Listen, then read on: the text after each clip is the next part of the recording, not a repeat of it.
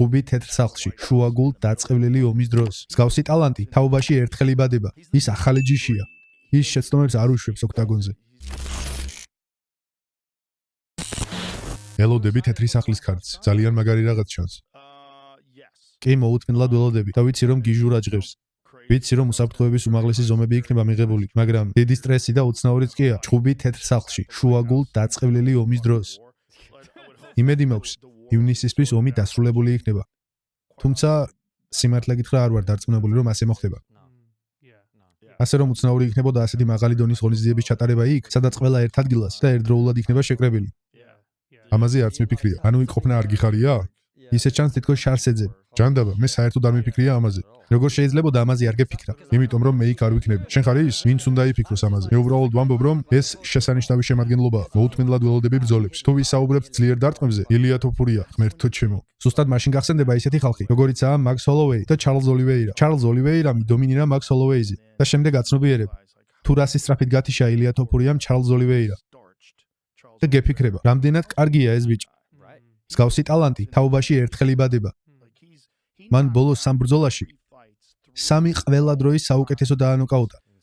ჯერ ვოლკანოვსკი, მერე ანოკაუტებს მაქს ჰოლოვეის და შემდეგ ანოკაუტებს ჩარლზ ოლივეირას. ორ სხვადასხვა წონით კატეგორიაში მან გათიშა 3 ყველა დროის საუკეთესო მებრძოლი. ზედიზედ 3 ბრძოლაში.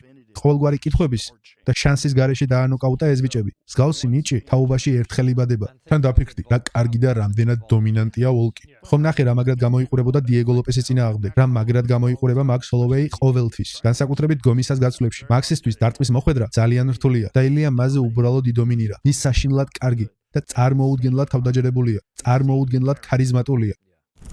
უბრალოდ არსებობენ ადამიანები, რომლებიც ყველაზე უკეთესები არიან და როგორც ჩანს, ილია თოფურია ერთ-ერთი მათგანია. ის ამოუხსნელად საუკეთესოა და თან დარტყმების გაძლებაც შეუძლია. ერთ-ერთ ჩხუბში, როცა ის ქვემსუბუქში ასპარეზობდა, მიიღო ბრძოლა მსუბუქ წონაში ჯაი ჰერბერტის წინააღმდეგ. და ჯაი ჰერბერტმა პირველ რაუნდში იდეალური ჰაიკიკი მოახვედრა. შეაბარბაცა, დააგდო და ილია თოფურია ფეხებში შეუვარდა. მიწაზე გადაიყვანა, ხოლო მეორე რაუნდში ილიამ ის უბრალოდ ჩრდილების სამეფოში გაგზავნა. მან დაიჭირა კომბინაციით გალიასთან, სადაც მგონი მარცხენა ჰუკი მოარტყა კორპუსში და მარჯვენა ოვერჰენდი, რომელმაც უბრალოდ თავი წააძრო. სიგიჟე იყო, პირდაპირ სახით დაეცა. მას არანორმალური ძალა აქვს. ხოლო მისი ტექნიკა უნაკლოა. ასევე მისი ტექნიკა უნაკლოა გრეპლინგში. ანუ გრეპლინგშიც კარგია? ფენომენალური გრეპლერია. მართლა? ის მისი ბაზაა. მან ჭიდაობით დაიწყო. მართლა? ეგ არც კი ვიცოდი. კი, დასაწყისში სულ ჭიდაობდა. ამას დღეს ვეღარ ვხედავთ. ის ძირითადად ყველას ნოკაუტში აგზავნის.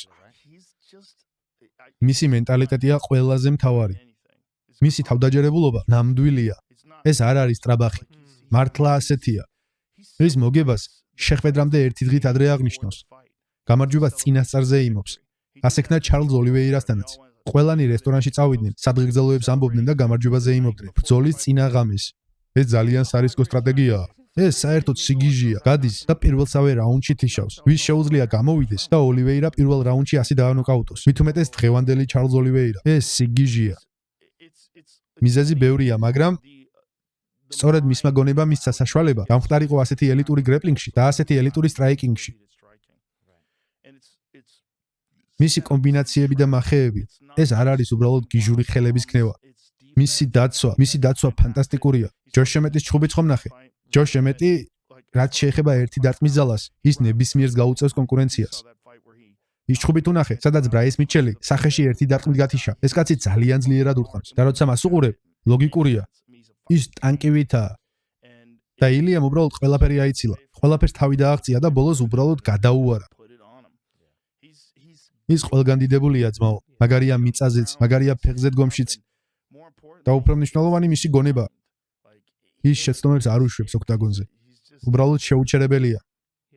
ის ახალი ჯიშია. ხო ხვდები? როგორც ყველა თაობაში. ყოველი თაობა წინა თაობის წარმატებაზე შენდება. ისინი ყველა სწავლობენ წარსული ელიტისგან. ილია არის მაგალითი იმისა, თუ რისი მიღწევაა შესაძლებელი დღეს.